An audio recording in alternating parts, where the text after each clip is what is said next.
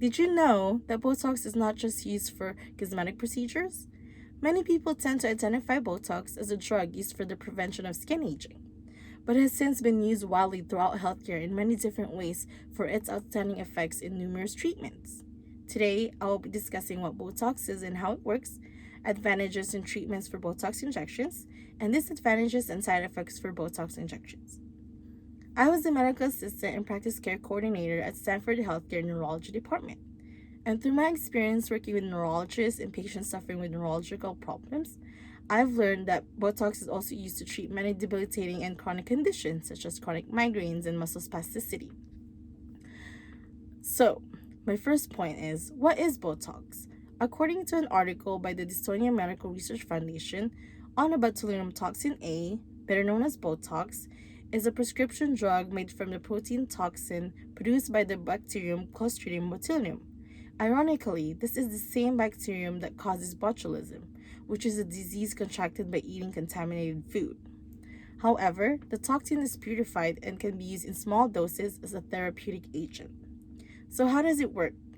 When Botox is injected into contracted muscles, it blocks a neurotransmitter chemical known as acetylcholine that signals the muscles to contract. The muscle is weakened, thereby relaxes and reduces dystonia or muscle contractions. This leads us to other advantages and treatments for Botox injections. Botox injections are a simple procedure. Only a small amount is used in a very thin needle.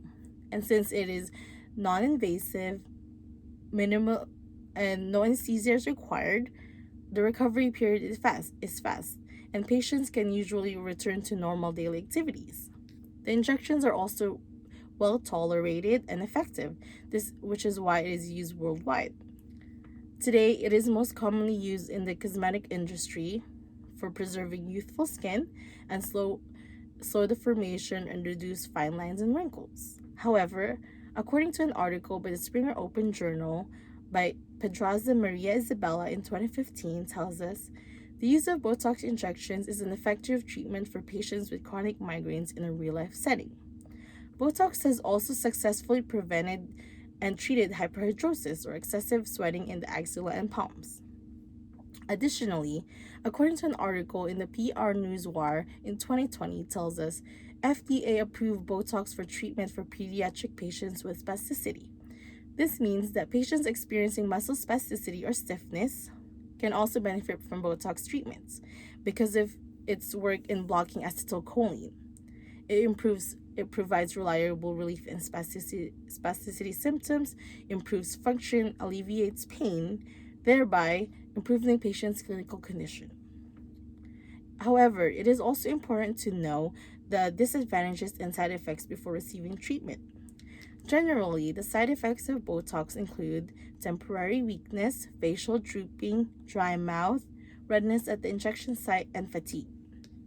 Another disadvantage is that after the procedure, the patient is instructed not to rub or massage the injected area after treatment because it can cause the botulinum toxin A to migrate to another location, thereby causing weakness.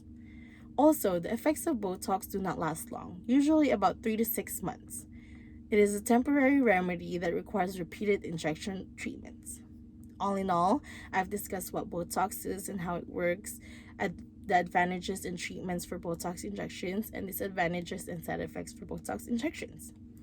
To conclude, Botox will help improve the quality of life for many people and has been a significant advancement in healthcare due to its widened clinical range of applications. Furthermore, its ease of administration, favorable safety, and adverse effect profile contribute to its usefulness. Everyone can benefit from Botox because it provides reliable relief and treatment for various illnesses, chronic conditions, and more commonly for cosmetic improvement. It has proven to be a universal drug.